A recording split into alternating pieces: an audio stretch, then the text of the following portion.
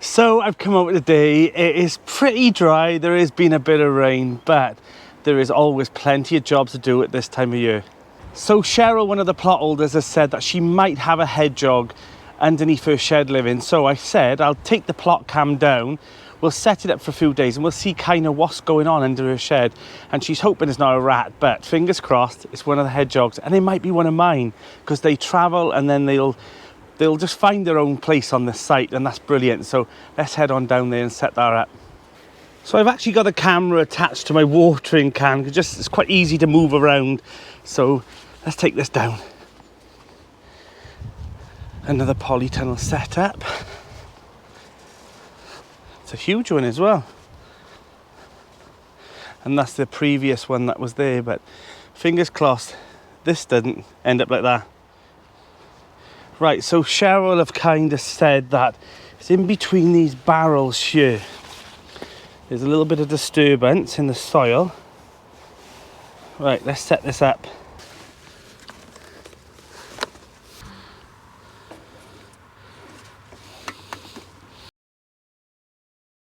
So that's all sorted, and I actually popped over yesterday and I actually took down the floating shelf in the middle of the polytunnel, took down the tomato vines on the one side, set up all the staging, so another job done.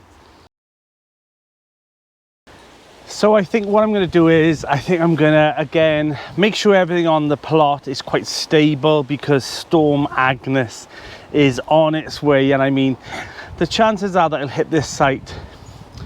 I don't think it's going to do too much damage, but you cannot ever predict the weather, so I make sure that everything is battened down.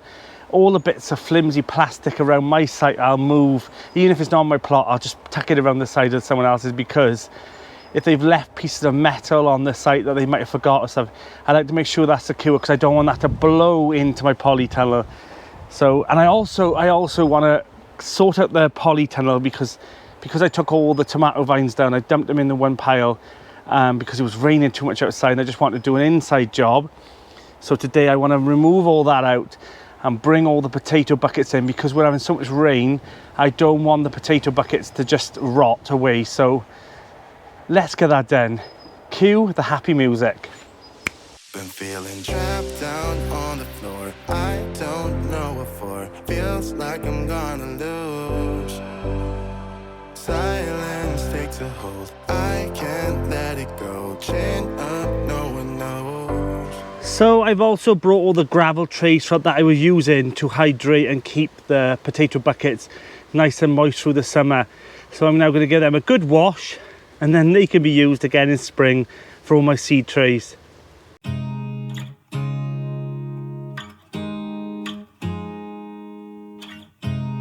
You look at me like I'm crazy when I shut my feelings out. You look at me like I'm different, still you stay cause you feel something real. Get so lost in my moments, doesn't mean I don't need you. I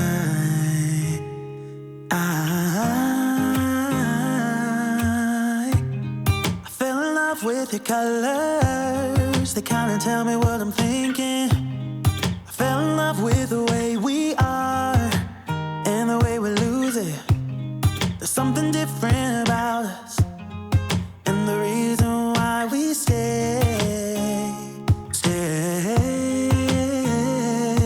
We fly around like paper planes, they never know where we will fall. Nobody can see us, still they wanna tear us apart. There's something different about the way we are.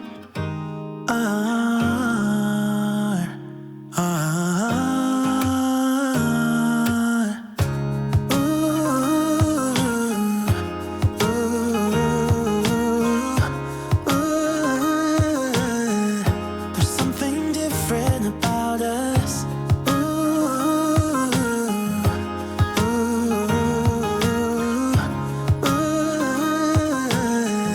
There's something different about us. We're pouring cup after cup after cup. Yeah, it's just the way we do it. Anything just to block out the real life, real life. Yeah, we're loving the way they think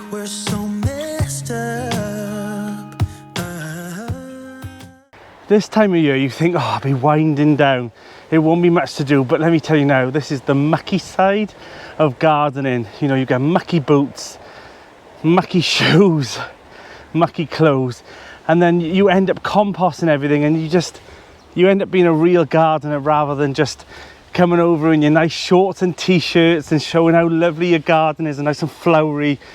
This is the real side of allotment gardening that I think everyone should show you, that God, it can be hard work. So I'm going to sow some more giant spinach, and I thought, you know, I've worked out the amount of space that I've got in the polytunnel and the crops that will be taken out before I definitely need it for next year. But things like spring onions, salads, spinaches, mustards and things like that, they're quick crops, so they'll go in now and they'll be gone within a month. So use your polytunnel as much as you can, and also your greenhouse. So yeah, I'll be planting those out sometime this week, maybe tomorrow. I'm hoping the storm won't be too bad, but yeah, it's all winding down here now. And the archway, I actually had a really good comment about why not just leave the sides on and take this archway bit off, which actually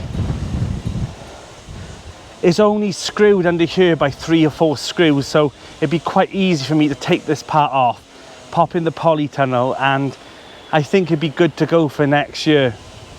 I also checked on the corn, and as much as the corn have actually done okay, they're not what I wanted them to be.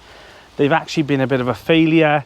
So I think it's better, because the storm's coming, to rip all these out, and because otherwise they're just going to be flattened anyway, and I don't really need the corn now on there because they're not what I wanted them to be. So next year, lesson learned, I'll do another corn. And I actually think I've had a theory about this corn not being what I wanted to be. I think it was the plot holder here, they had a pile of corn, and I think it's blown across here and pollinated this, and obviously it's turned into the corn I don't want it to be. But look at this. To add to insult, the corn, these at the top have actually produced some red corn right on the top. It's not a corn on the cob, but it's the actual seeds, and they've been pollinated, and for some reason I've got some red glassy gem corn on the top. How weird is that? So I think the best course of action is to take them out, drop them to the floor and leave them there for a bit anyway, because I can't compost them. My compostings are quite full and they're very fibrous, so I think the best thing to do is to drop them to the ground, let them dry out a little bit, and then I'll either chop them up and use them for something else, you know, like a mulch or something, and to fill a bed underneath. But that's what I'm going to do with those anyway, because they look too fibrous to be composting down. And yeah, so let's get that done. So I'm hoping that these will just come out of the soil. Yeah. The root systems on these are always really impressive. Like, so good. It'll be weird to see this plot go as flat as it can go, and oh.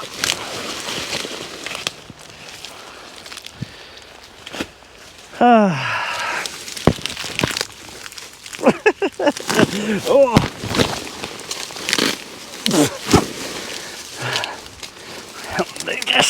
They just don't want to come out.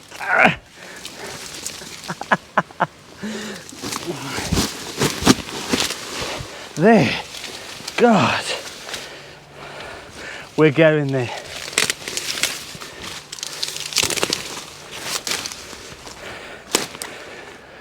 Whew. And just like that, the plot is getting flatter and flatter. I tell you what, I've got my work cut out on this plot. The more I'm taking down, the more I'm thinking about the next thing that I need to do, and the list just gets bigger and bigger and bigger. Most of the pumpkins now are stored in here. I mean, look at the size of this one compared to these. I hope that picks up how big it is. And yeah, he's a beast, all right. But I've still got a lot more, but these ones are cooling off now. Stems are going hard, but they're looking all right. I've still got a pile more that's over by the asparagus. I'm hoping it hasn't done too much damage on those asparagus, but fingers crossed, you know. I never stress about it. I always smile through it because I just think it is what it is. And if you are stressing about your garden, you're doing it wrong. You're doing it wrong. Not your gardening you're not doing wrong. Your ethos on this garden is wrong, because just embrace it. You cannot control nature. You cannot control everything. I have tried and tried before. I've put in perfect lines. And I mean, my first plot, I had lines and lines of onions and thinking how beautiful it looked, and that's just not how nature wants you to do it. And you'll always have ones that are bolt, you have to take out, slugs will have some, you'll be missing a lettuce, and it's a daft way of growing, because you cannot you know, sustain that by keep putting one in and hoping that you've got the perfect plot and the perfect bed. So just enjoy it, and if you've got a wonky bed or you've got a wonky path, it is what it is.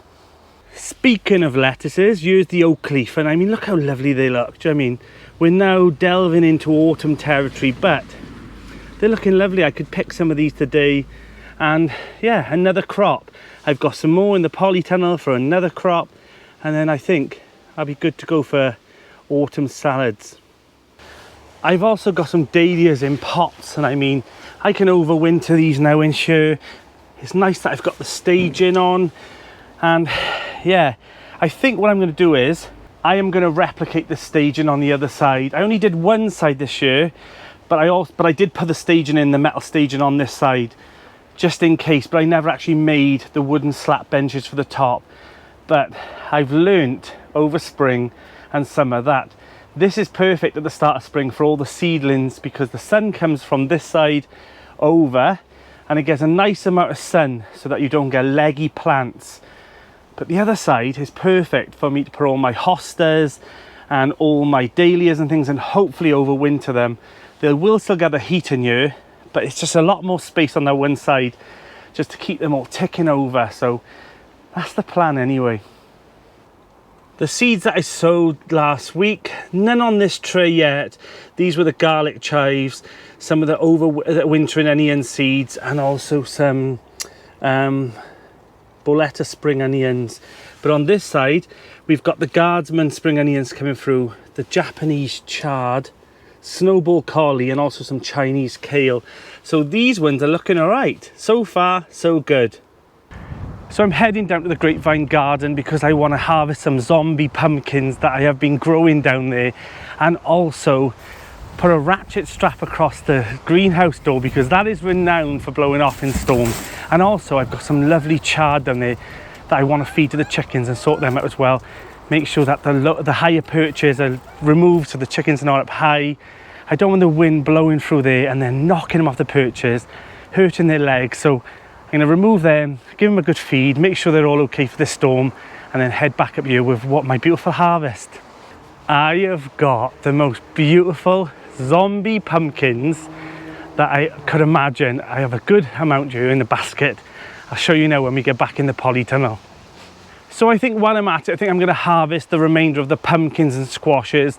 The stems haven't dried, so I'll use those ones first because they might not cure as well. But I'm going to get them all in now. The weather's turning, and am I going to get much more out of the pumpkins? Probably not. So I'd rather them inside the warm now in the dry so they don't rot. Let's get that done.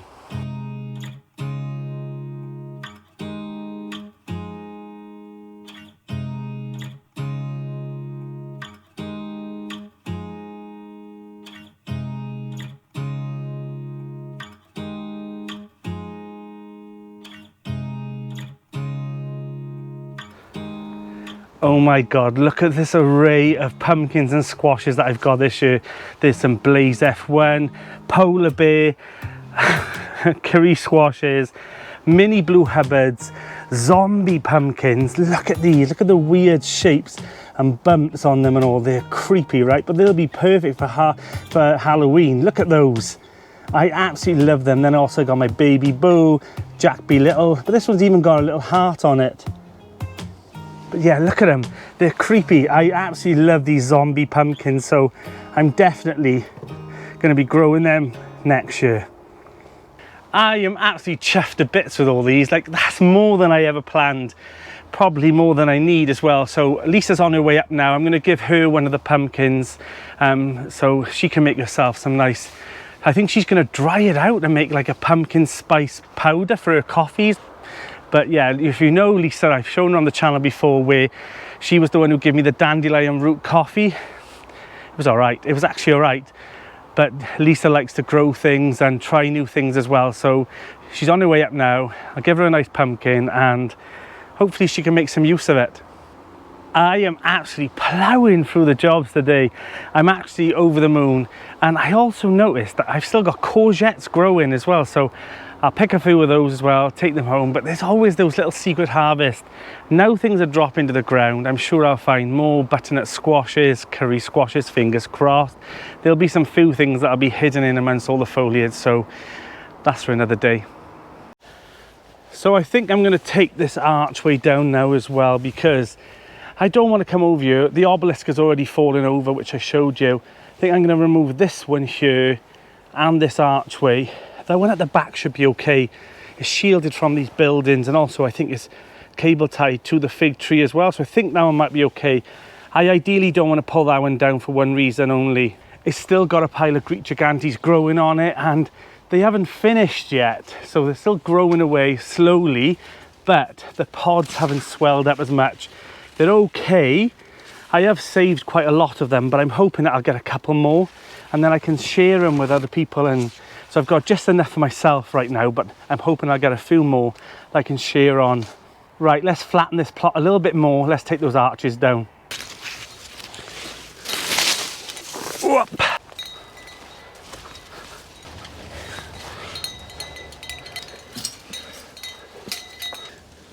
I found another mole detector.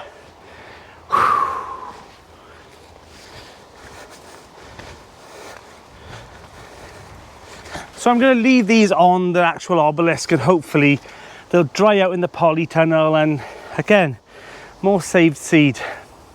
So the good thing about those obelisks as well is that they've actually got a ring on the top, so I can hang it from the crossbars in the polytunnel off just a little hook. So they're actually hanging in the polytunnel and they'll stay upright and hopefully dry off really well.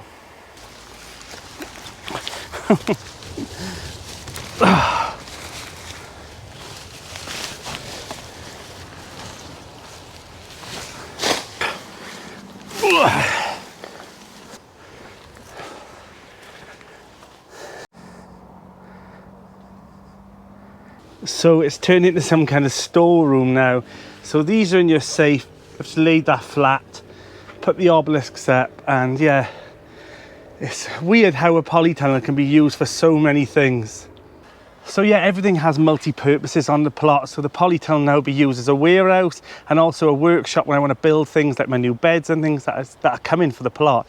I'm really excited about that. The shed now will stop being my little sunshade and become my little sanctuary from the wind and the rain. I'm happy everything's on. Oh, and the bobble hats are back. They've become a little bit cold now, so I dug this one out. This, as you know, I love a bobble hat. So they're here for the stay. I'm Danny, and this is the Grapevine Garden.